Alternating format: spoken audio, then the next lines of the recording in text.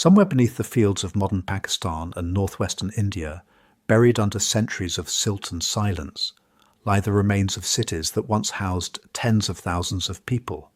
Cities with straight streets, indoor plumbing, and standardized weights and measures. Cities that were thriving when the pyramids of Egypt were still being built, when the great cities of Mesopotamia were just beginning to rise. And then, somewhere around 1900 BCE, they faded. Not with a bang, not with fire and conquest and the clash of armies. Just a slow, quiet disappearance that has left archaeologists puzzled for nearly 100 years. That's the mystery at the heart of this story. The Indus Valley Civilization, sometimes called the Harappan Civilization, was one of the largest and most sophisticated societies the ancient world ever produced. At its peak, it stretched across an area larger than ancient Egypt and Mesopotamia combined, covering roughly 1.5 million square kilometers. It had hundreds of settlements, at least 2 major cities, a writing system nobody has fully deciphered, and a level of urban planning that wouldn't be matched for another 1,000 years. And yet, compared to Egypt or Rome, or even ancient Mesopotamia, we know almost nothing about it.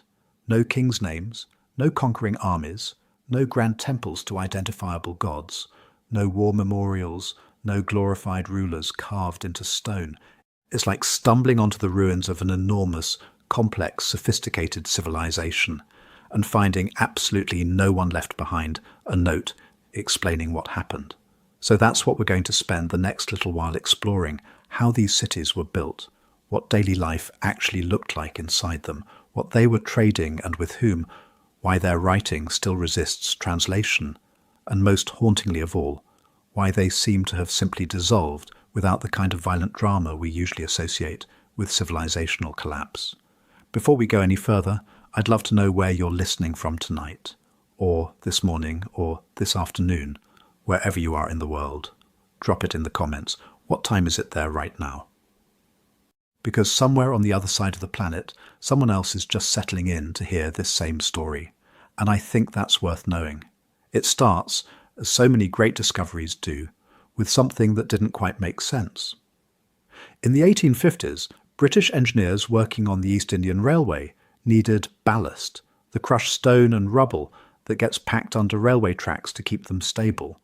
Someone pointed them toward an old mound near a town called Harappa in what is now Punjab, Pakistan. Locals had known about it for generations. There were bricks embedded in the mound, old ones, uniform, well fired. Perfect for the railway project. So the engineers did what practical people do when they need building materials and there's a conveniently located pile of old bricks nearby. They used them. Tens of thousands of bricks were pulled out of that mound and laid under the tracks of the Lahore to Multan railway line. Nobody thought much of it at the time. But a few people noticed something strange. One of them was a British soldier and amateur archaeologist named Alexander Cunningham.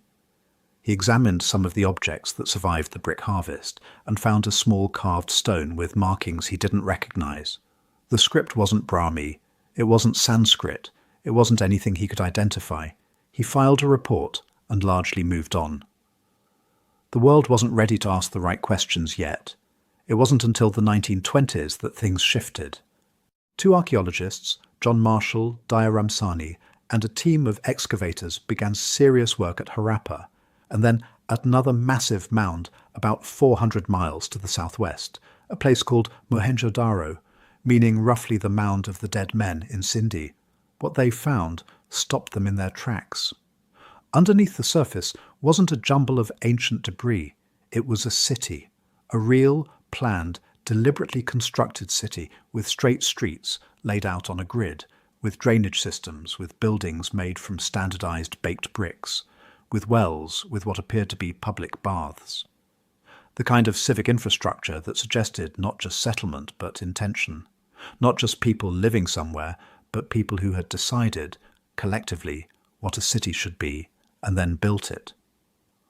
Marshall announced the discovery in 1924 in the Illustrated London News. His language was careful, but the implication was enormous. This was, he wrote, a new and hitherto unsuspected civilization, a Bronze Age civilization that nobody in the modern world had known existed. Think about what that means for a moment. Egypt had been studied, catalogued, and marvelled at for centuries. Mesopotamia had been excavating its cuneiform tablets for decades. And here was a third civilization, equally ancient, equally sophisticated, that had simply been sitting in the ground quietly waiting for someone to ask the right questions. The geography of what they were uncovering turned out to be staggering. The Indus Valley Civilization wasn't just a city or two.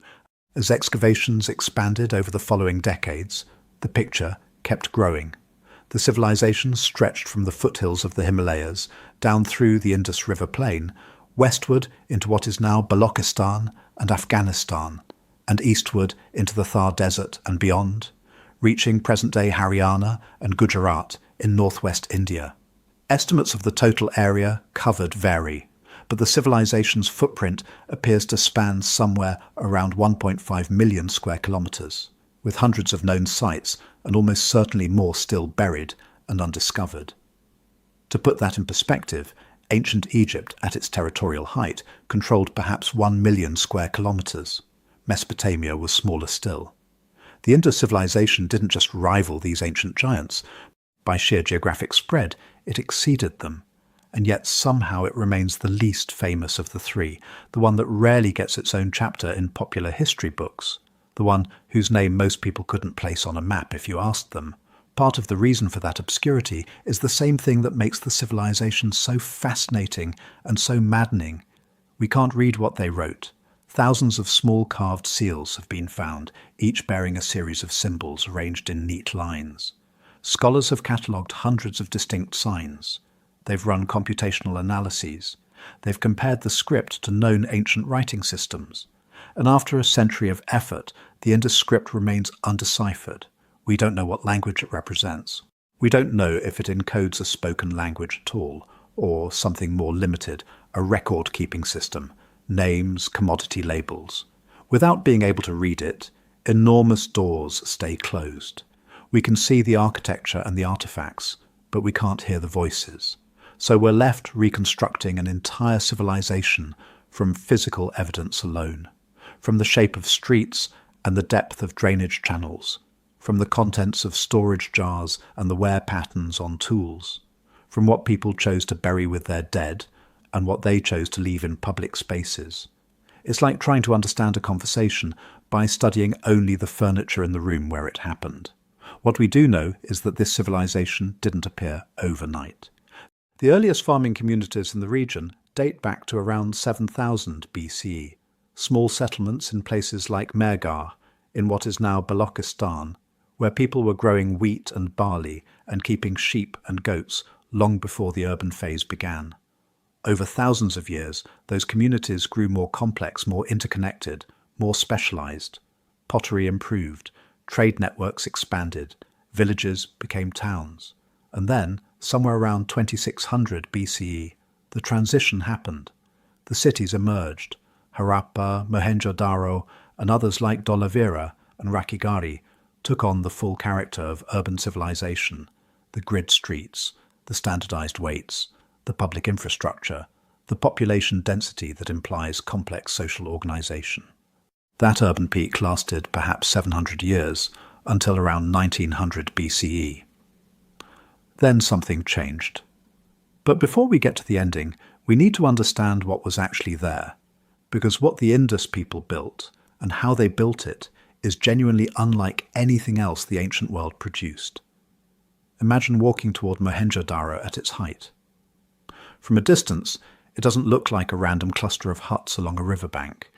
It looks intentional. The city rises in tiers, a broad lower town spread out on the plain and a higher mound, sometimes called a citadel, looming above. But as you get closer, what really hits you isn't the size, it's the order. The streets don't just wander wherever someone happened to build a house first. They intersect each other at nearly right angles, forming a grid. Long north-south avenues cut across shorter east-west lanes. Blocks have fairly standard dimensions. Side alleys branch off at sensible points, not at random. If you've ever walked through a modern city laid out on a grid, you already understand the basic logic. Now think about what it takes to make that happen in the Bronze Age. Somebody had to decide where the main streets would go before the houses were even built. Someone had to agree on the width of those streets, on how big the blocks would be, on how the city would expand as population grew. That doesn't require a single all-powerful king, but it does require something: rules, coordination, shared plans that people actually followed. And then there are the bricks. Pick up one of the baked bricks used in Mohenjo-daro or Harappa. Over and over again, you find the same ratio: length to width to height, in something very close to 4 to 2 to 1. Not just in one city, but across a wide swath of the Indus world. Archaeologists have measured bricks from sites hundreds of kilometers apart and keep finding those same proportions. Local clay, local kilns, local workers, but the same basic standard.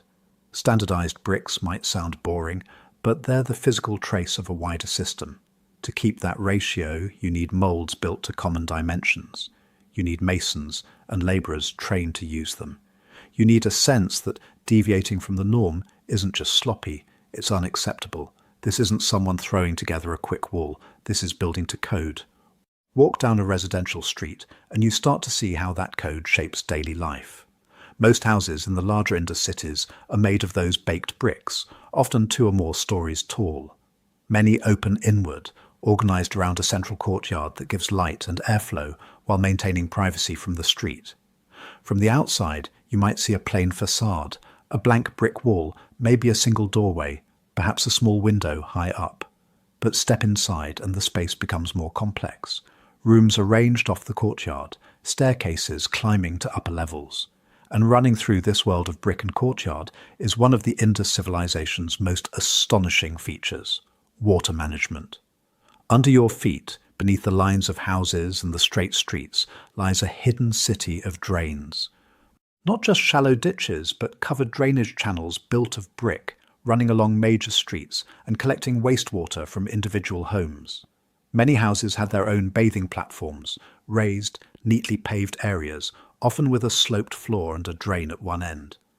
You pour water over yourself, it runs off into a small soak jar or a terracotta-lined basin, and from there into a covered drain that connects to the street-level system. This isn't just cleanliness as a personal virtue, it's cleanliness engineered into the urban fabric. Wells are everywhere. At Mohenjo-daro alone, archaeologists have identified hundreds of them, lining streets and tucked inside courtyards. Many are carefully lined with bricks and go deep enough to tap groundwater, even when river levels fluctuate. In some neighbourhoods, it seems every second or third house has its own well. Public wells in the street serve those who don't. Put those pieces together and you get a striking picture. Water coming into the city through wells, water being used in homes, water being channeled out through covered drains. In some places, drains empty into large soak pits, or sumps where solids can settle before the water disperses. It isn't a modern sewer system as we'd recognise it, but for its time, it's extraordinarily sophisticated. And then there's the Great Bath. On the Citadel Mound at Mohenjo-daro lies a huge rectangular tank, about 12 metres long, 7 metres wide, and lined with tightly fitted baked bricks, sealed with bitumen. Broad steps descend into it from both ends. There are surrounding rooms, a possible well or water source nearby, and channels to drain the tank.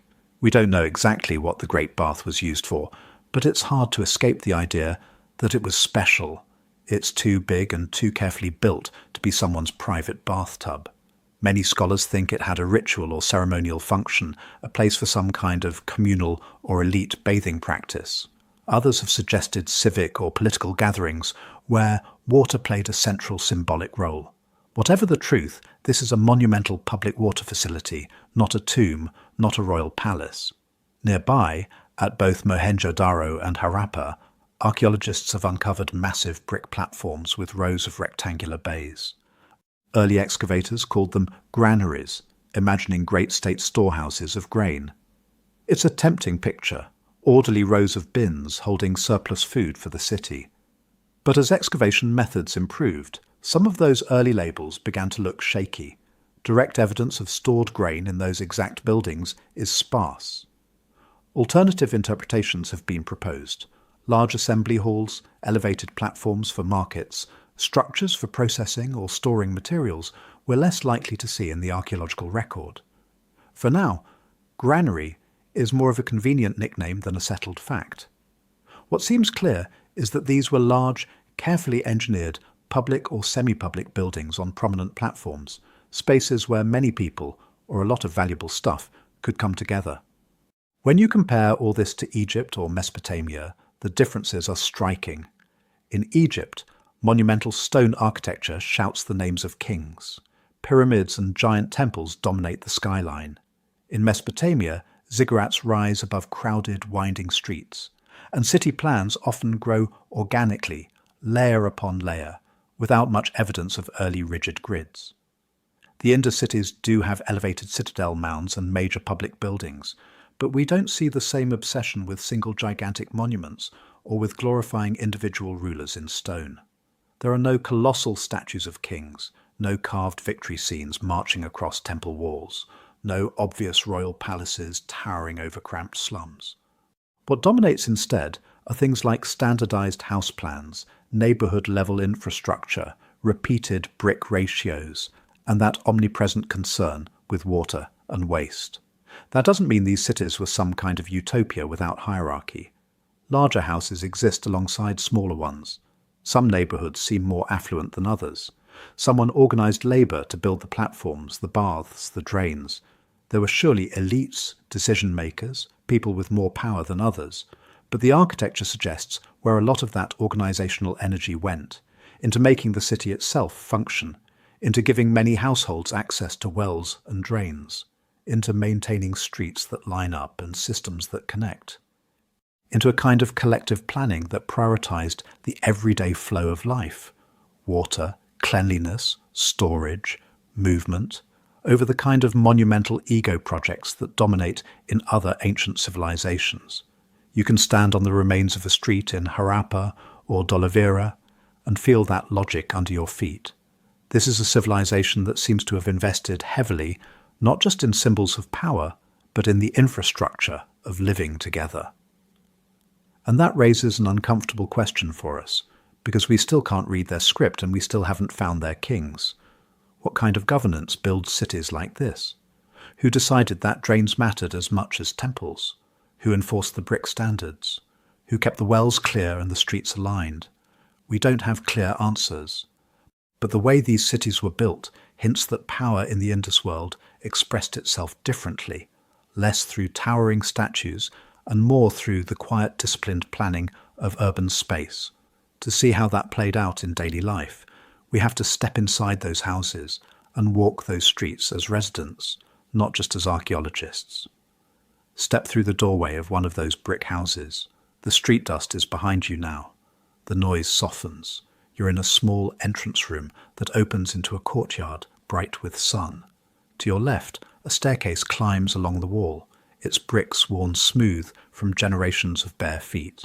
Ahead, a raised platform catches your eye. A place to bathe, with a neatly plastered floor and a hole in the corner, where water once trickled away into a jar or drain. This is not a palace. This is just a house. Archaeologists have uncovered thousands of spaces like this across the Indus world, from big cities like Mohenjo-daro to smaller towns and villages. They don't come with instruction manuals or diaries explaining who lived there. Instead, we reconstruct daily life from fragments: cooking pots and grinding stones, toys and jewellery, animal bones and charred grains, a burial or two on the outskirts. Put the fragments together, and an ordinary day starts to take shape. In the early morning, someone in this house is grinding grain. We know because those heavy, saddle-shaped grinding stones turn up everywhere, often deeply worn from use. The grains themselves survive as tiny, blackened ghosts. Wheat and barley, yes, but also millets and pulses, sometimes rice in later phases, all singed in ancient hearth fires and preserved in the soil.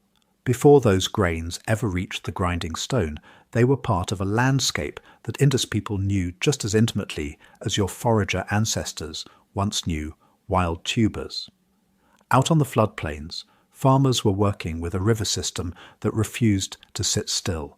The Indus and its tributaries shift courses, rise dramatically with summer monsoon rains, then shrink back. Instead of fighting that rhythm with massive stone dams, people seem to have adapted to it. Fields were likely planted on slightly higher ground where seasonal floods would bring silt, but not total destruction. In some regions, we find evidence for small embankments and channels, modest local ways of nudging water where it was most useful. At sites like Dolavira, far from the main river, people built stepped reservoirs and stone-lined tanks to catch every drop of rain and runoff, turning a semi-arid island into a livable town. Livestock were part of this dance with water and season. Bones from cattle, buffalo, sheep, goats, and possibly humped zebu cattle show up at sites across the region. These aren't just random animals. Their ages at death and the marks on their bones suggest deliberate management, some kept for milk or traction, others fattened and slaughtered for meat. In some areas, there's evidence that herds moved seasonally, following pastures as monsoon grasses came and went, while the brick cities provided anchored hubs for storage and trade. Back inside the house, that grain being ground into flour might have come from a family plot just outside the city, or from a network of farmers bringing produce to local markets. Either way, it ends up as bread or porridge, maybe cooked in a simple clay oven set against the wall. Nearby, someone is stirring a pot of lentils, flavoured with sesame oil. Sesame seeds turn up in Indus sites. Or, perhaps with spices we can't see anymore, because they don't preserve well. As the day unfolds, the house fills with quieter work. In one corner, a woman or man, because we can't safely assign crafts to a single gender based on our assumptions, sits at a low platform covered in tiny stone fragments. They're making beads. Indus bead makers were astonishingly skilled. They drilled long, slender carnelian beads, sometimes centimetres in length, with holes so straight and narrow that even modern craftspeople have to work to replicate them. They heat-treated stones to deepen their colour, shaped them into precise forms, then strung them into elaborate necklaces and belts. Workshops with discarded drill bits, half-finished beads, and furnaces show that bead-making was a full-time, specialised trade, not a casual hobby. In another quarter of the city, potters are turning out standardised jars, bowls, and storage vessels. Many are simple, unpainted, functional. Others bear black-painted motifs, fish, peacocks, pipal leaves, geometric designs, repeated with practised confidence. The shapes and sizes of some vessels are so consistent that they look like mass-produced containers for trade goods, proto-packaging in fired clay. Near a kiln that has stained the surrounding soil red, a metalsmith tends a furnace. Pure bronze objects are rare, but copper, sometimes alloyed with arsenic or tin, shows up as tools, spearheads, razors, mirrors, and small figurines. Furnaces and slag suggest controlled, repeated smelting. Whoever worked here understood how different ores behaved, how hot to make the fire, how to cool and hammer the metal to get the hardness they wanted. Textiles, by their nature, mostly vanish. But the shadows they cast in the record are unmistakable. Terracotta spindle whirls for spinning thread, impressions of woven cloth left on the sides of pots, hints in figurines that show patterned garments and elaborate headdresses. It seems likely that weaving and dyeing were major crafts, even if the actual fabrics have long since disintegrated. If you zoom out from one house to a neighbourhood, a pattern emerges. Certain lanes have clusters of similar debris, lots of shell fragments and bead drills here, broken moulds and metal slag there, heaps of misfired pottery somewhere else. This clustering hints at craft quarters, areas where specialists lived and worked side by side. Not everyone was doing everything. People were depending on one another's skills. What about family life and identity inside these brick walls? The houses aren't one-room huts. Many have multiple rooms, upper stories, and courtyards that suggest extended families living together. Parents, children, grandparents, maybe siblings, and their spouses sharing a compound. The absence of strong internal partitions or radically separate wings doesn't scream private nuclear family the way modern apartments do. Life likely unfolded in shared spaces, with work, cooking, childcare, and socialising all happening within earshot and eyesight. The objects people chose to keep close tell us what mattered to them. We find small terracotta figurines, some human, some animals, some carts with little wheels that actually turn. Many archaeologists interpret at least some of these as toys. Picture children in the courtyard, pulling a clay cart, rolling tiny marbles, moving miniature cattle around imaginary fields. Games with carved stone pieces and grid patterns scratched into floors suggest board games, echoes of leisure time, perhaps teaching strategy and counting to the young. Ornaments are everywhere. Not just elite treasures, but beads of stone, shell, faience, and terracotta found in ordinary houses. Bangles made of shell or fired clay, hairpins and combs. People were decorating their bodies, marking age, gender, status, or simply taste with things that took time and skill to make. This wasn't a drab world of anonymous farmers. It was a society where personal adornment mattered enough that even modest households invested in it. And then there are the dead. In cemeteries outside cities like Harappa, archaeologists have uncovered burials with bodies laid carefully out, often oriented in similar directions, sometimes accompanied by pottery, beads, or small personal items. We don't find massive royal tombs stuffed with gold and sacrificed servants. The graves do show variation. Some have more goods than others, some skeletons bear signs of better childhood nutrition or less physical stress, but nothing on the scale of an Egyptian pharaoh's monument. That gap has led many scholars to wonder, was Indus society less sharply divided at the very top? Did it lack the extreme, showy inequality of pyramid-building cultures? We have to be cautious. Wealth can disappear in ways that leave little trace. Perishable materials, fine textiles, wooden furniture, baskets of food, don't survive well. It's possible that status was expressed more through things that have vanished, or through rituals and access to certain spaces rather than through giant tombs. Still, the contrast is striking.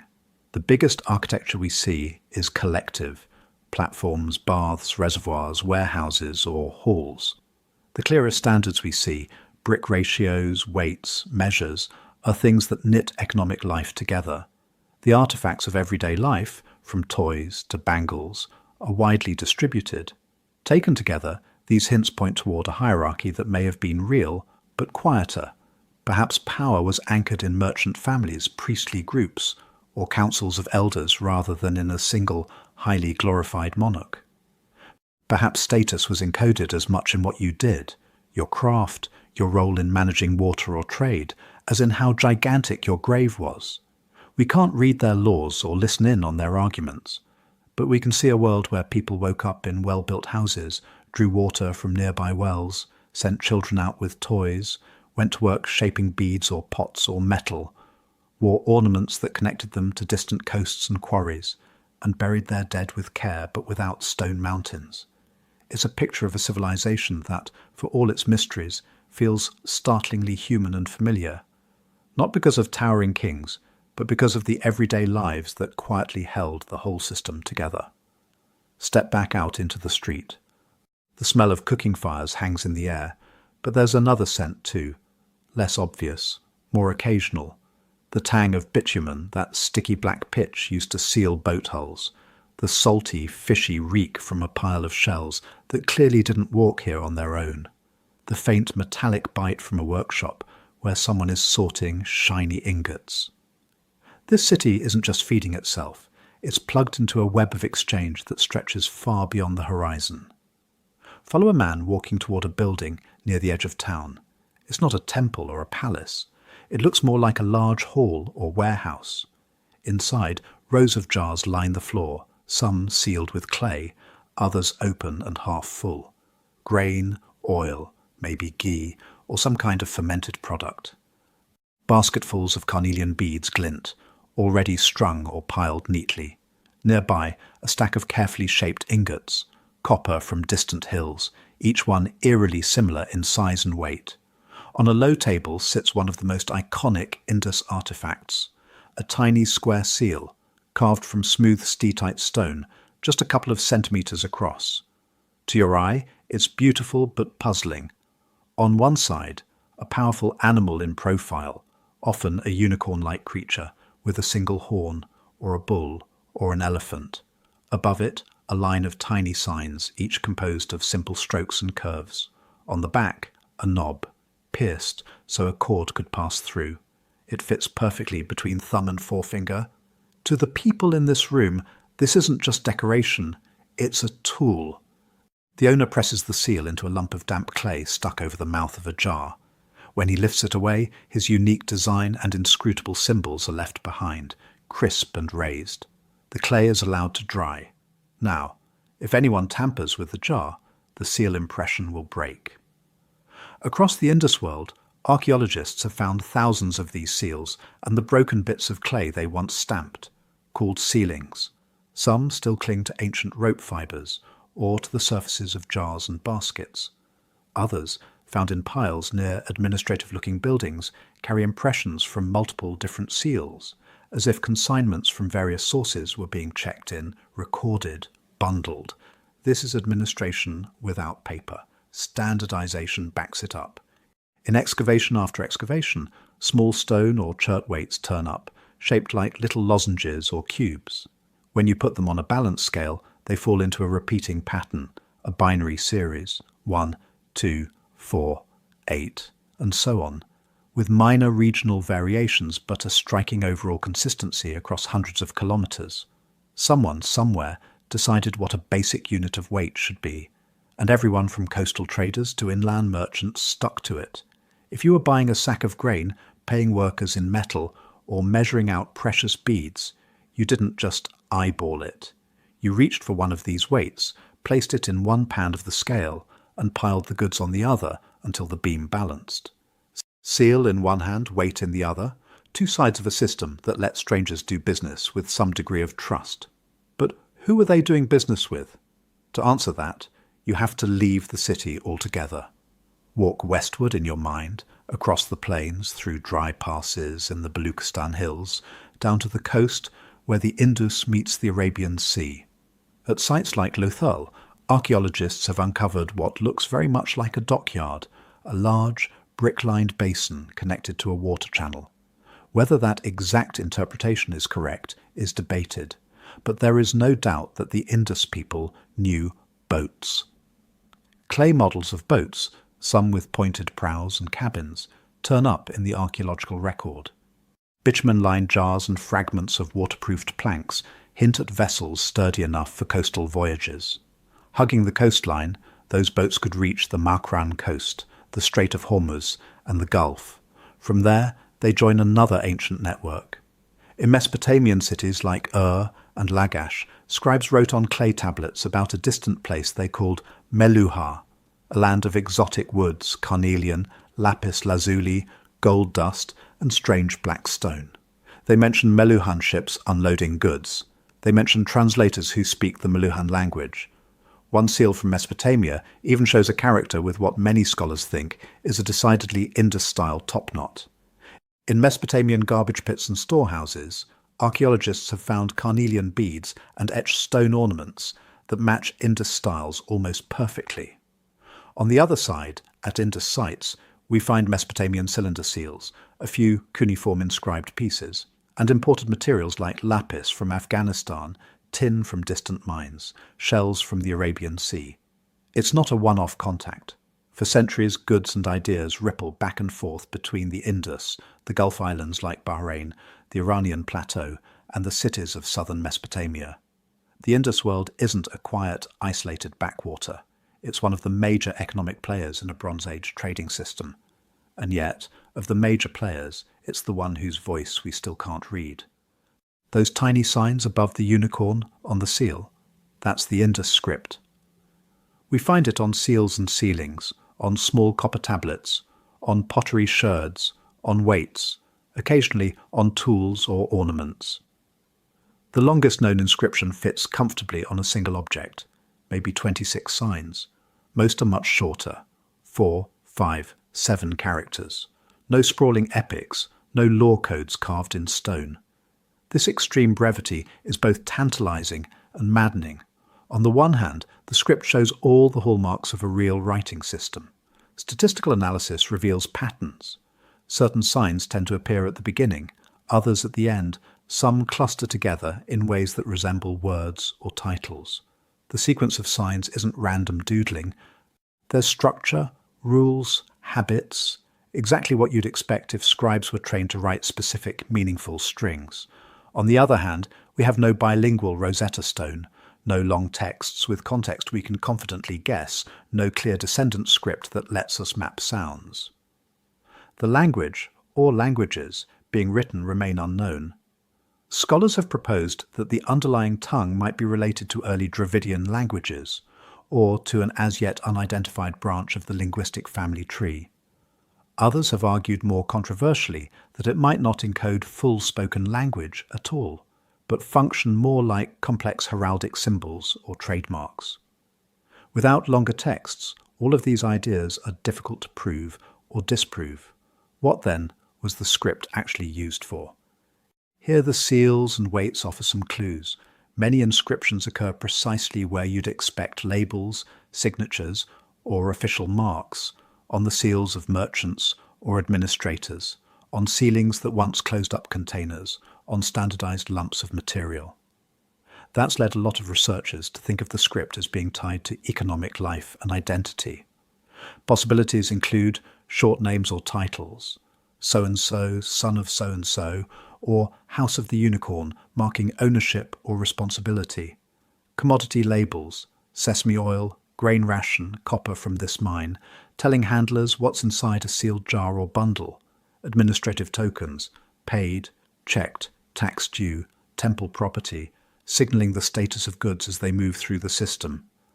Emblems of groups or clans, repeated sign combinations may represent lineages, guilds, or corporate households that controlled certain workshops or trade routes. It could be all of these at once, depending on context. But until we can read it, we're stuck at the level of pattern and probability, not certainty.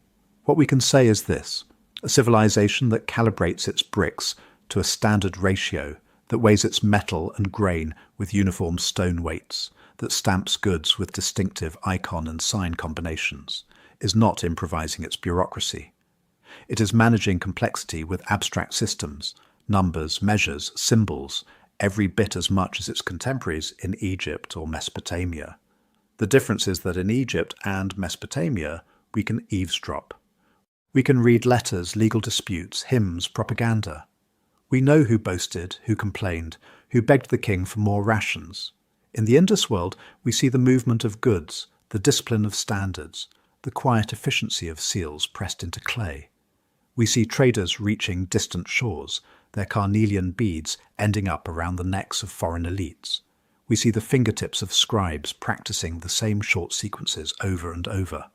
But when we ask them who they thought they were, what gods they invoked over a risky voyage, what stories they told about their own origins, the answer is always the same. A line of tiny signs, perfectly cut, perfectly placed, and still, for now, perfectly silent. Walk back through the city in your mind. You've seen the seals, the standardized weights, the careful order of streets and drains. You've seen evidence of trade stretching from the mountains to the sea and beyond. Now ask the question that usually decides who gets carved into stone and who gets forgotten. Who was in charge? In Egypt, the answer hits you in the face. Monumental pyramids stabbing into the sky, giant statues of pharaohs looming over temples, tombs loaded with gold, names inscribed everywhere, making sure you know exactly who claimed divine authority. In Mesopotamia, it's similar. Ziggurats climbing above the cityscape, royal palaces with grand courtyards, thousands of tablets documenting who paid taxes, who owed labor, who wrote letters to which king. Now picture Mohenjo-daro, Harappa, Dolavera. You see broad streets, brick houses, public wells, massive platforms, granary-like buildings, complex drainage. You do not see a clear royal palace. You do not see king statues towering above everyone else. You do not see enormous mausoleums where one person was buried with 10 times the wealth of anyone else. If there was a pharaoh of the Indus, he's hiding very well. Archaeologists have dug for decades across multiple major sites. They have found social differences, bigger and smaller houses, more and less elaborate objects. but nothing like the sharp theatrical hierarchy on display in Egypt or Mesopotamia. No single compound screams, "This is the king's residence." No graveyard screams, "Here lie the rulers." So what does a city of tens of thousands run on, if not the obvious shadow of a monarch? One possibility is that power lived in less ostentatious places, merchant elites. The same people who controlled trade routes, workshops, and warehouses might have quietly controlled politics too. Their wealth wouldn't need pyramids to be visible. It would show up as access, better houses in prime locations, more storage jars, more exotic goods, more seals. And seals themselves might be a clue. Some are intricately carved, clearly high-status objects. If certain families or corporate groups owned the right to use particular seal designs and signs, that's economic identity turning into political clout. Think of guilds, powerful merchant houses or clan-based corporations running the city's key functions, not from a single palace, but from a network of substantial homes and administrative halls. Another possibility is that cities were governed by councils. Imagine elected or hereditary groups of elders, heads of major lineages, leaders of craft guilds, meeting in some central hall whose ruins now look, to us, like just another large building. Decisions about water use, street maintenance, trade policy, and dispute resolution could have been negotiated among them rather than issued by a single sovereign. We don't have minutes of their meetings. The Indus script, as far as we can tell, doesn't give us long legal codes or public proclamations carved for eternal display. But in other cultures, especially where power is more distributed, authority can be exercised through consensus and reputation rather than stone monuments. A third possibility takes this even further. Perhaps there was no strong, centralized state at all, at least not in the way we usually imagine it. Think of a landscape full of cities and towns that share a common culture, a common set of standards, brick sizes, weights, street layouts, drainage ideas, but where local governance is handled by smaller-scale institutions, neighborhood assemblies, clan councils, temple committees, workshop leaders coordinating labor for specific projects. In this view, the impressive uniformity isn't the product of one capital issuing orders, but of shared habits and training. Architects learn the same rules. Brickmakers follow the same molds. Scribes use the same sign conventions. When you grow up in that world, you build in that style without anyone having to force you. Still, that uniformity is hard to ignore. From the Indus heartland to coastal Gujarat, from Punjab to the edge of Rajasthan, you see the same 1 to 2 to 4 brick proportions. You see similar weights, similar seal iconography, similar approaches to urban planning. That kind of coherence usually hints at either strong coordination or a very deep cultural code. Was there an invisible centre? A core region, maybe around the Middle Indus, where standards were first set, then diffused outward through trade, migration, and marriage alliances. Did officials travel between cities, inspecting, advising, carrying sets of weights and brick moulds, the way modern bureaucracies spread forms and regulations? Or was it more like a shared operating system, an unwritten rulebook everybody simply absorbed? This is how a proper city is laid out. This is how bricks are made. This is how you measure grain.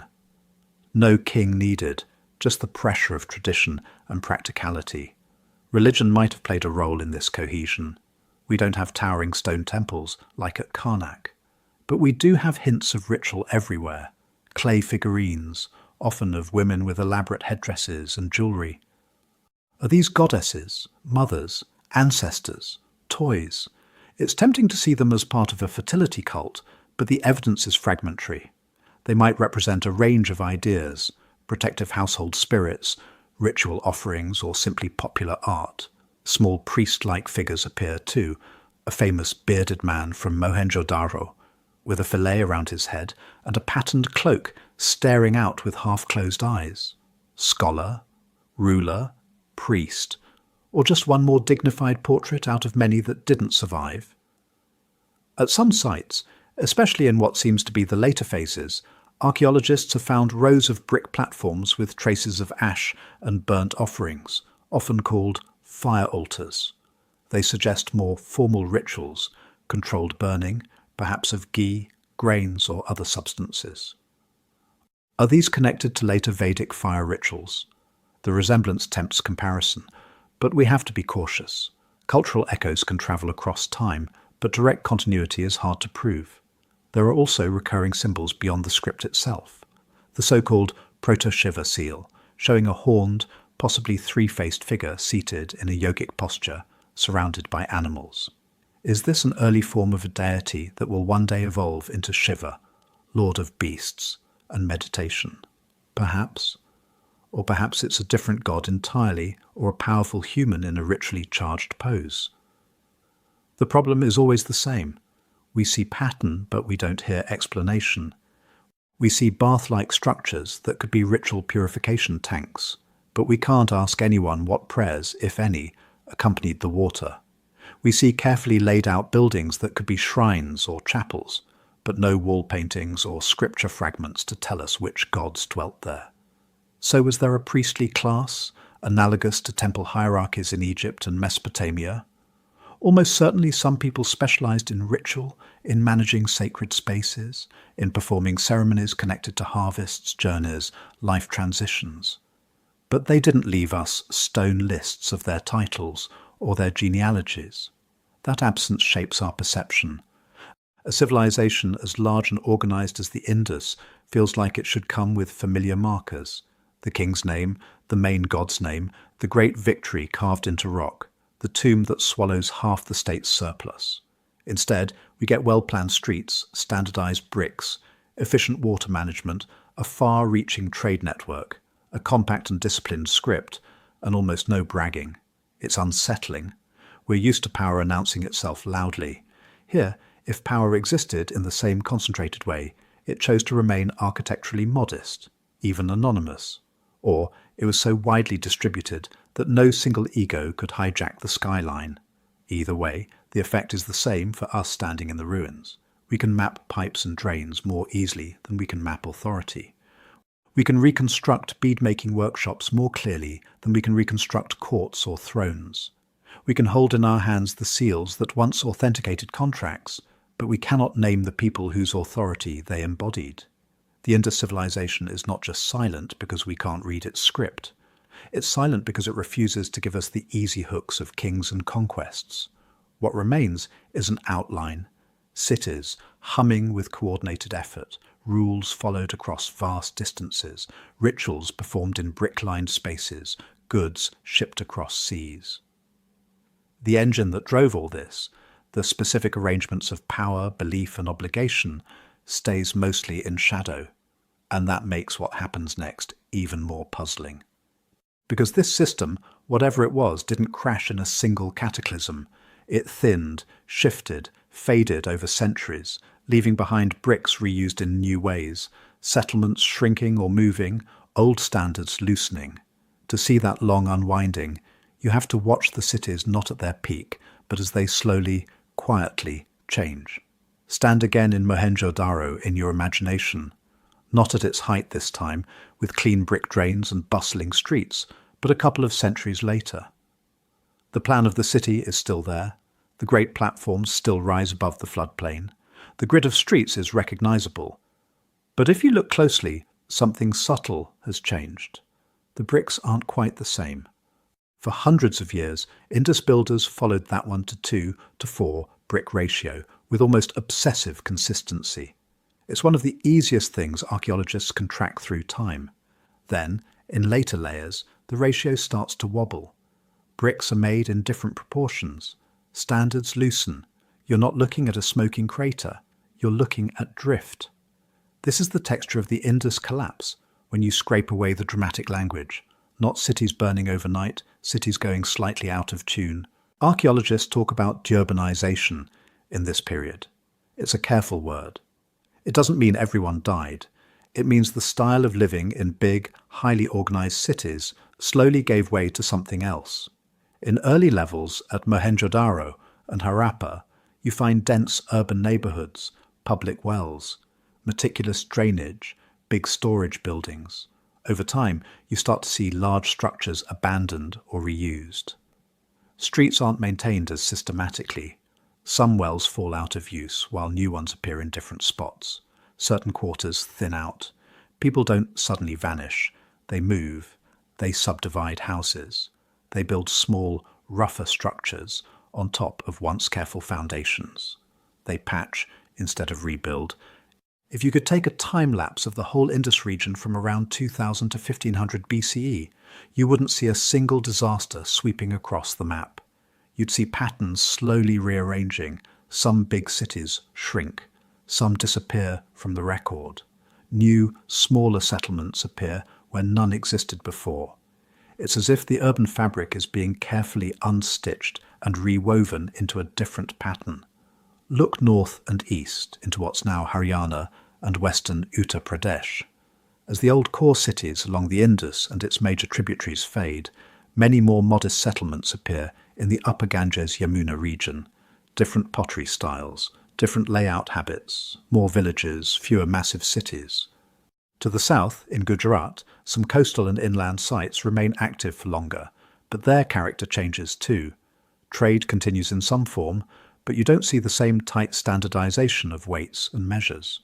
The long-distance connections that once tied the Indus world to Mesopotamia seem to fray. And in some regions, occupation never really stops at all. It just transforms. You can trace this in the archaeological layers, like reading an extremely slow-motion story. At many sites, the mature Harappan phase gives way to what archaeologists bluntly call late Harappan. The material culture is still recognizably related. Similar pottery shapes, some continuity in craft traditions, occasional reused seals, but the urban swagger is gone. Massive baked brick platforms, less common, large meticulously planned city blocks, rare. Instead you get smaller towns, villages, hamlets, more local variation, more improvisation. This is where an older, very different story used to be told. For a long time, textbooks and popular histories explained this change with one simple phrase: Aryan invasion. The idea was neat and cinematic. Indo-European-speaking Aryans sweep down from the northwest in horse-drawn chariots, smash the Indus cities, and replace them with their own culture. War, conquest, the old civilization toppled by the new, is a story that fit certain 19th and early 20th century expectations. Strong tribes conquering weak city dwellers, civilizations replaced by more vigorous peoples. It also meshed conveniently with later political narratives. But when you actually look at the dirt, the story frays. Where are the widespread destruction layers that should mark a violent conquest across dozens of major sites? In some places, you do find burnt levels, toppled walls, signs of local conflict or disaster. No ancient civilization escapes those. But you don't see a consistent pattern of cities ending in fire all along the Indus. Instead, you see long sequences where occupation slowly thins. You see walls repaired, repurposed, built over in cheaper ways. You see cemeteries continue in use, sometimes with new burial styles layered on top of old ones, suggesting cultural mixing, not total replacement. You also see something else: time. The decline of urban life and the appearance of later Vedic culture are separated by centuries, sometimes more than a millennium, depending on which region you're looking at and how you date the texts.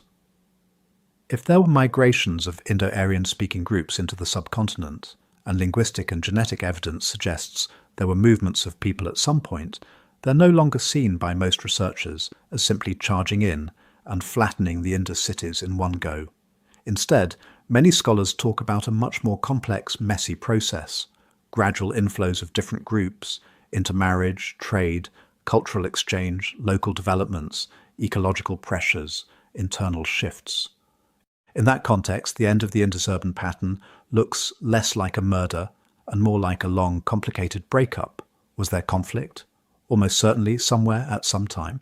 Human societies don't change peacefully everywhere at once, but the archaeological record screams nuance, not clean invasion narratives. Look again at those layers. In some late levels at certain sites, the carefully standardized Indus weights disappear, but people keep measuring and trading with new systems. Seals with Indus signs show up reused as mundane objects, their once powerful symbols now just convenient pieces of carved stone. At others, you find Indus-style pottery, alongside emerging, more regionally distinct styles. People are eating, storing, cooking in ways that mix old and new. You see evidence of migration too. Some regions that were marginal during the urban peak become busier later. Populations seem to have moved toward areas with more reliable rainfall, more resilient water sources, different agricultural possibilities. As the big riverine cities falter, smaller communities on the peripheries and uplands step into greater prominence. These new nodes don't copy the old Indus urban template. They develop their own. All of this takes time measured not in years, but in generations. Imagine being a child born in the late phase of Mohenjo-daro. Your grandparents talk about when the great drains were cleaned regularly, when caravans from far-off lands arrived more often, when certain public buildings were fully staffed. You grow up in a city where those drains still exist, but they clog more frequently, where some grand structures are half abandoned or subdivided, where the old standards still matter to some elders, but feel less binding to your peers. By the time you're old, your grandchildren may not even live in the city. They might have moved upriver to a smaller settlement closer to new fields, or into a different region entirely. They carry pieces of Indus culture with them, pottery shapes, farming techniques, ritual habits, but not the full urban package. From our vantage point, thousands of years later, we compress all this into a single phrase: the decline of the Indus civilization. On the ground, for the people living through it, it was probably a series of adaptations.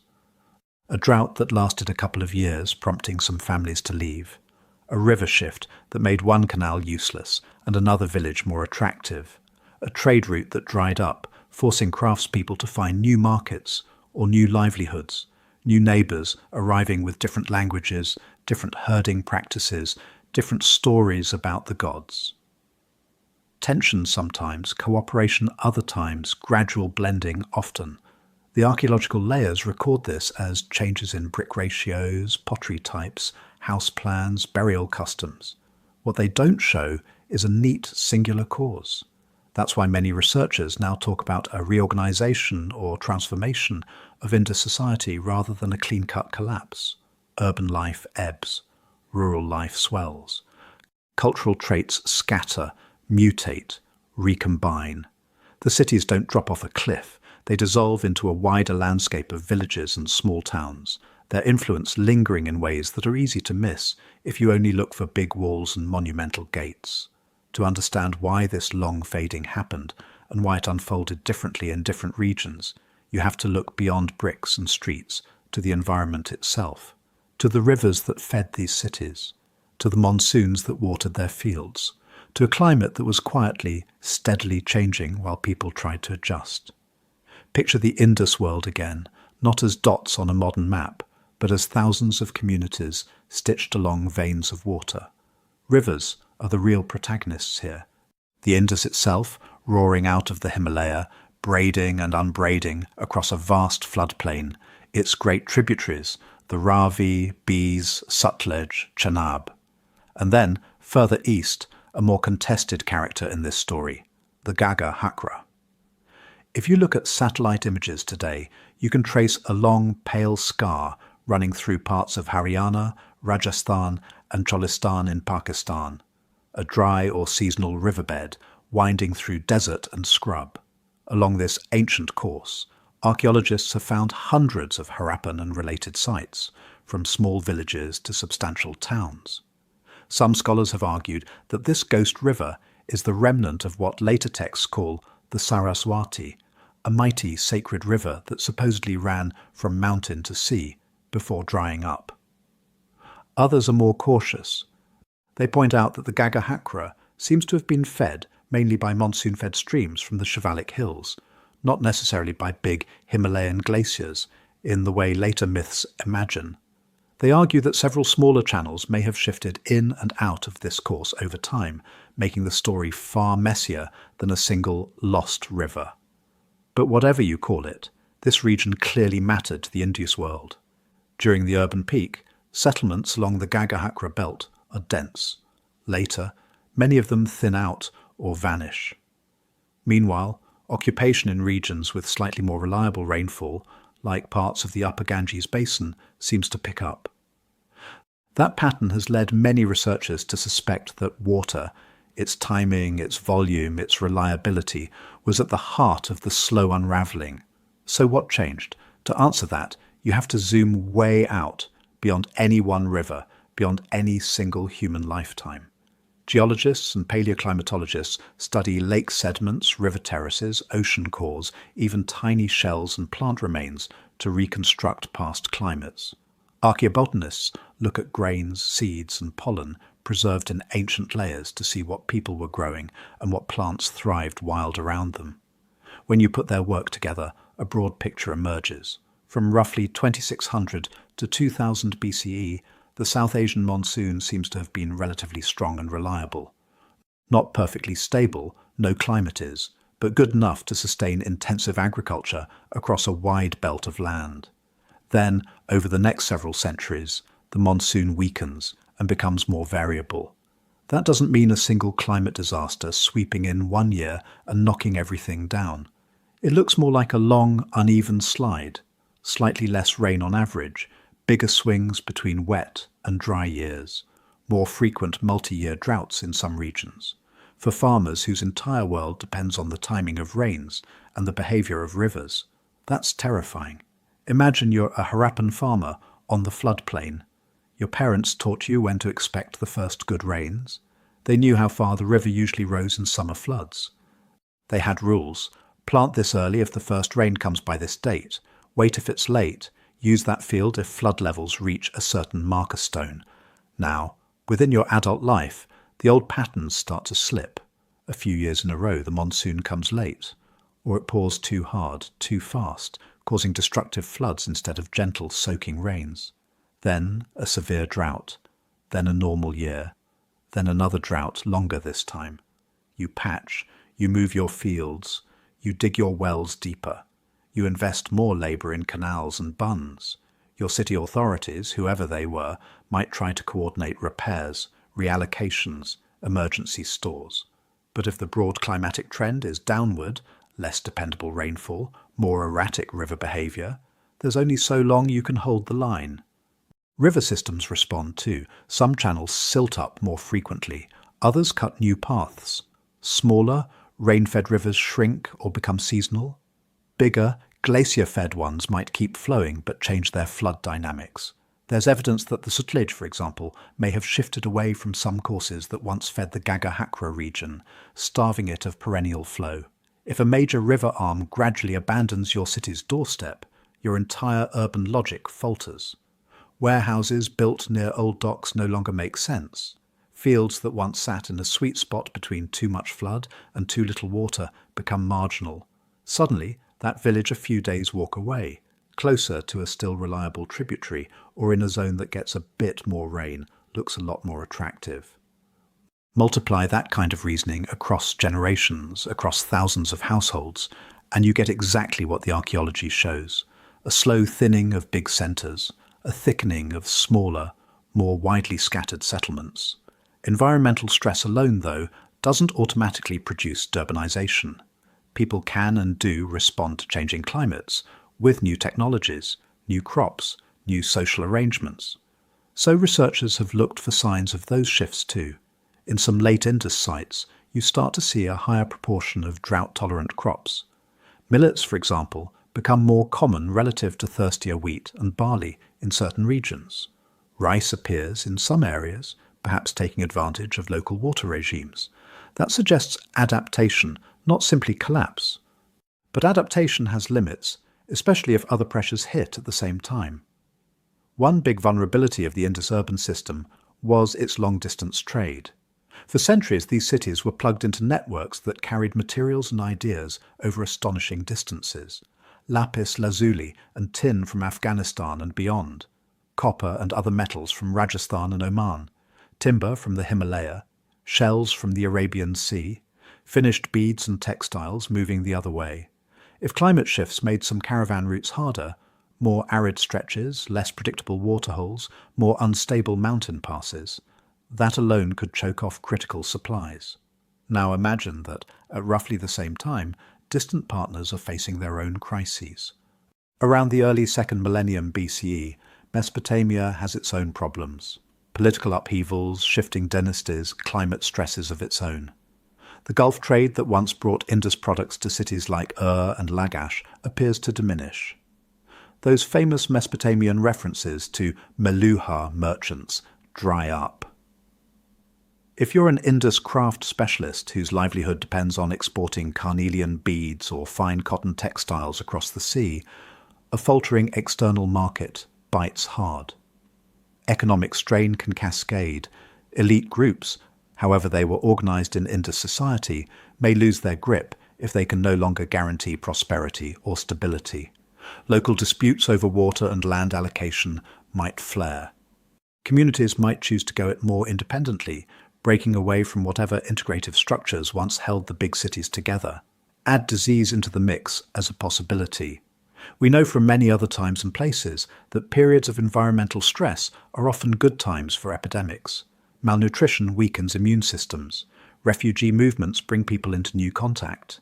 Standing water from badly managed floods breeds mosquitoes and other vectors. We don't yet have a clear smoking gun plague layer for the Indus the way we do for, say, later bubonic outbreaks elsewhere. Ancient DNA preservation in this climate is tricky. But some scholars have suggested that diseases, maybe waterborne, maybe vector-borne, maybe something introduced via trade, could have been one more straw on an already overloaded camel. Internal social dynamics matter too. What happens to a society that has spent centuries building around a particular kind of urban order when that order stops feeling like a good bet? Do people start questioning traditions that once seemed unquestionable? Do craft guilds fragment, with artisans taking their skills to smaller communities that promise more security or autonomy? Do village-level identities strengthen as big, city-wide projects become harder to fund and coordinate?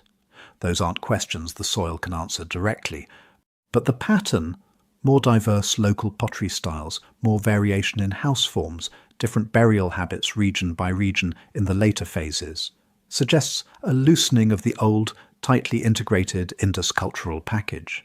When you put all these threads together, weakening monsoons, shifting rivers, stressed agriculture, strained trade, possible disease, social fragmentation, you get a picture that is complex but not mystical.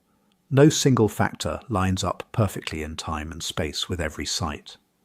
Some cities along the main Indus Channel show continuity even as Gagga-Hakra settlements falter. Some regions experiencing similar climate trends seem to adapt better than others, perhaps because of local geology, local politics, or sheer luck. Some coastal sites in Gujarat hang on longer, maybe because maritime trade offered alternative options when inland routes suffered. This is why most researchers now resist simple "it was the drought" or "it was the lost river" explanations. Different places were probably pushed over different thresholds by different combinations of stress. For one city, a major river avulsion might have been decisive. For another, loss of access to key metals or timber might have undercut its role in regional networks.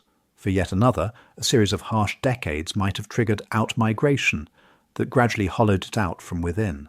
And the story is still changing. Every few years, a new isotopic study of cave stalagmites adds detail to the monsoon timeline. A fresh set of sediment cores from an old river channel refines our understanding of when and how a particular stream shifted. Charred grains from a newly excavated hearth tell us which crops people were actually cooking in a given decade. Ancient DNA work, whenever samples survive well enough, hints at changing mixtures of populations over time, suggesting migrations, marriages, and resettlements we never suspected. Together, these new tools are less like a single bright spotlight and more like a growing cluster of candles. Each adds a little more light to parts of the puzzle. None yet illuminates the whole room. What they do make clear is that the fading of the Indus cities was not a simple matter of civilization fails, everybody disappears. It looks more like a society caught in a long, slow negotiation with a changing world, sometimes succeeding, sometimes struggling, eventually choosing or being forced to lean away from giant brick cities toward a different way of living. And that raises an important question. If the cities went, but many of the people stayed in the subcontinent, what carried on? What pieces of Indus life, technologies, crops, rituals, ways of organizing space, outlived the brick walls and the silent seals? To see that, you have to follow the Indus not forward in time as ruins, but sideways into the cultures that came after. Follow one of those families as they leave a shrinking city. They're not refugees in the way we imagine long lines of migrants today. There's no single disaster, no invading army pushing them out at spear point. It's more like a series of hard decisions that add up over a generation. Fields that used to yield enough grain to fill the household bins now barely carry them through the year. The well needs to be dug deeper every few seasons. Repairs to the big brick drains in town keep getting postponed, then abandoned. A cousin writes from a smaller settlement upriver. The land there is still good. The local stream more reliable. There's room for more families. So, one autumn, they pack up the portable pieces of their life. They leave behind the monumental walls and carefully laid out streets. They do not leave behind their skills. In the new village, the houses are simpler, maybe mud brick or wattle and daub, instead of perfectly baked, standardized bricks. But the instincts of city builders still show. People orient doors for light and airflow, separate work areas from sleeping space, dig wells with familiar dimensions, line storage pits carefully to keep out damp and rodents. The village lanes may twist instead of following a strict grid, but you still see concern for drainage, for shared access to water, for not dumping waste where you draw your drinking supply. The craft specialist in the family, say a potter, sets up a kiln. It might be smaller than the old urban ones, serving dozens of households instead of thousands, but the firing techniques, the fine control of temperature and atmosphere, are the same knowledge carried in their hands. Archaeologists can see this kind of continuity in the ground. After the great cities thin out, the subcontinent doesn't go blank. In many regions, you find what they call late Harappan or post-urban sites, smaller settlements, sometimes on or near earlier mounds, sometimes freshly founded, showing mixtures of familiar and new traits. Wheel-made pottery with Indus-style shapes sits alongside emerging local designs. Terracotta bangles and figurines still appear, though their forms may shift. Bead-making continues. You still get carnelian and faience, but sometimes with cruder finishing, sometimes experimenting with different styles.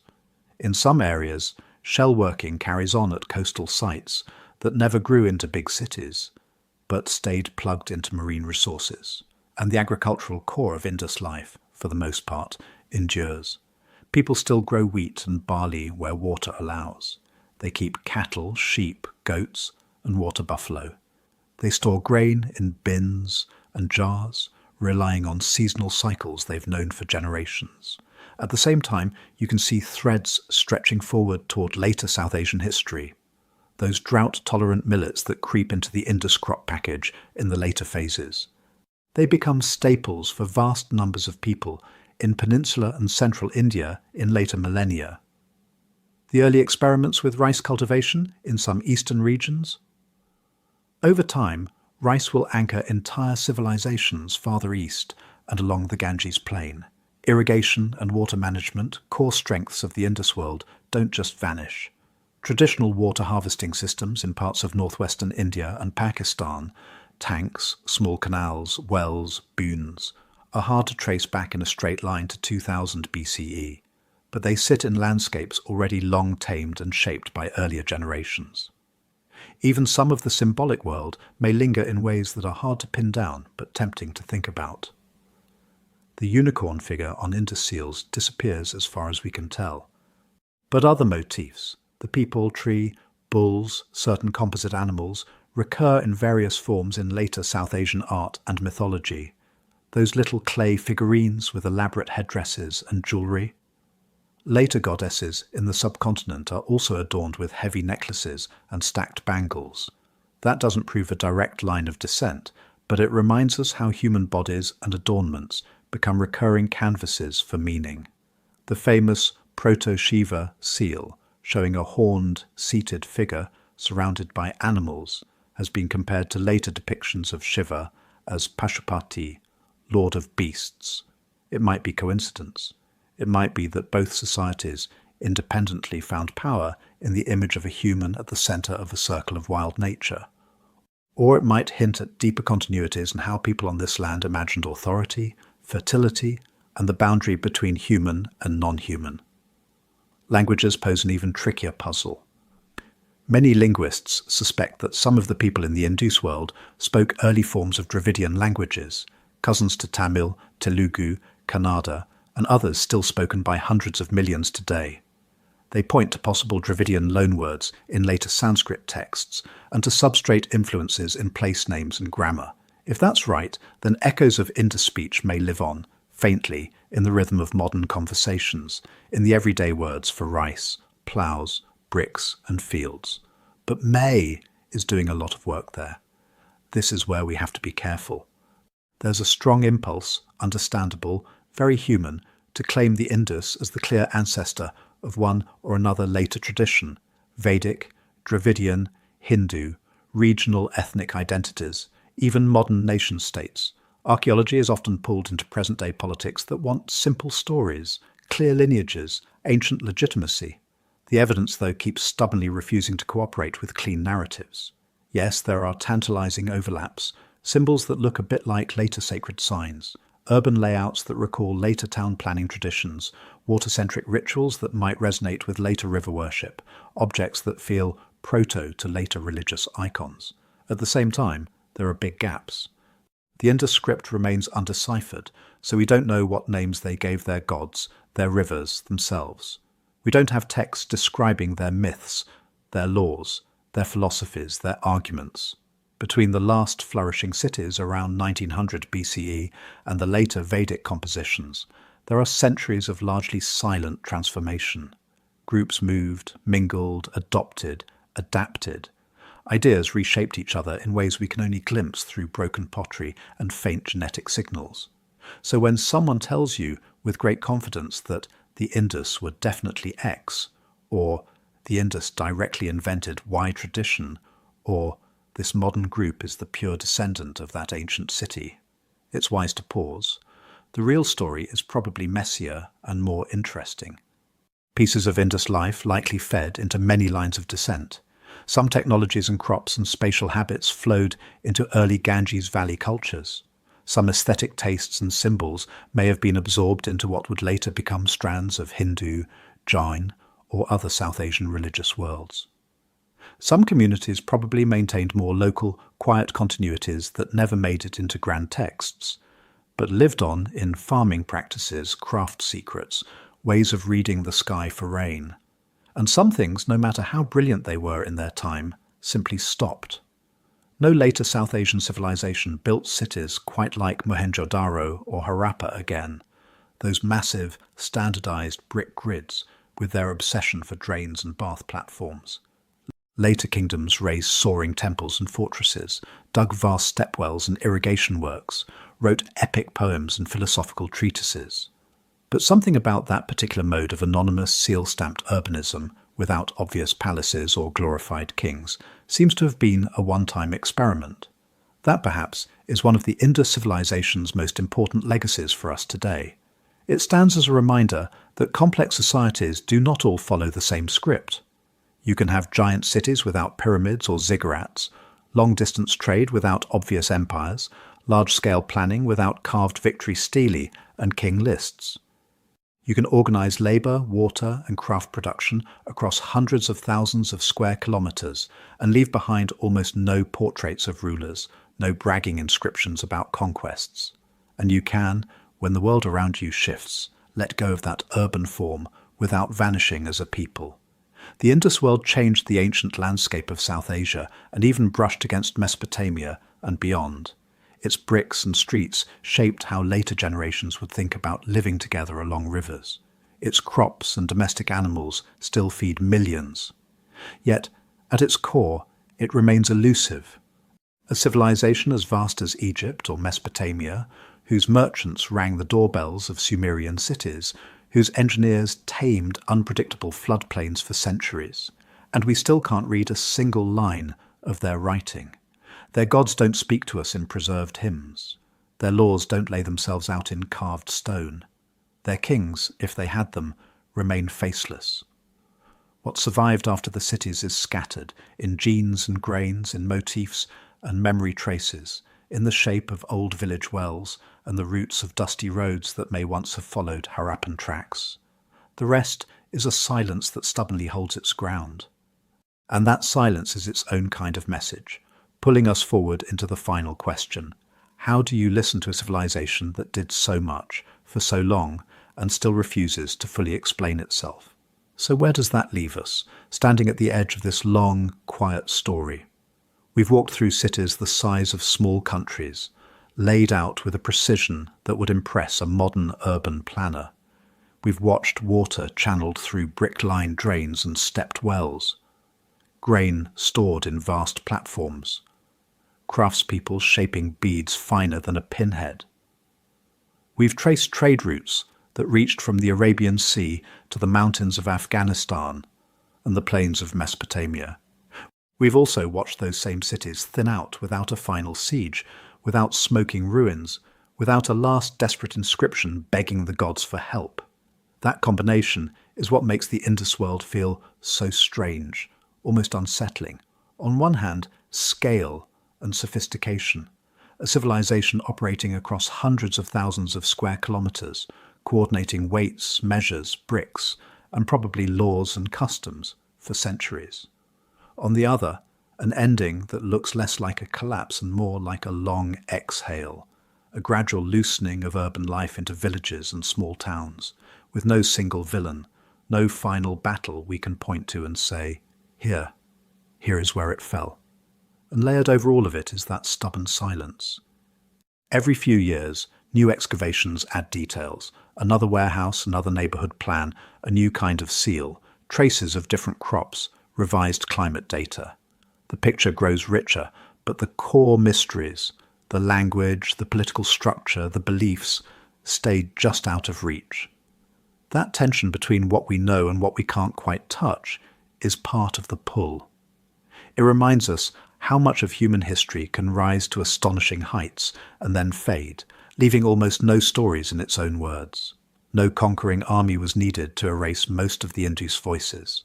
Time, river shifts, changing rain, new migrations and our own limited tools did the job well enough. When you walk through a modern city, past concrete drains and brick walls, past stamped goods moving through global trade networks, it's worth remembering people once did something like this 4,000 years ago in a world we can map but not fully read. We're not the first to build big or to organize without obvious kings, or to face a changing climate with systems that seemed stable until they weren't. If you'd like to keep exploring questions like this, it really helps if you tap like, leave a comment and subscribe so you don't miss future deep dives. And I'd love to know, where in the world are you listening from? Drop your location in the comments, and maybe, thousands of years from now, someone will be puzzling over the traces we've left behind, just as we puzzle over the Indus today.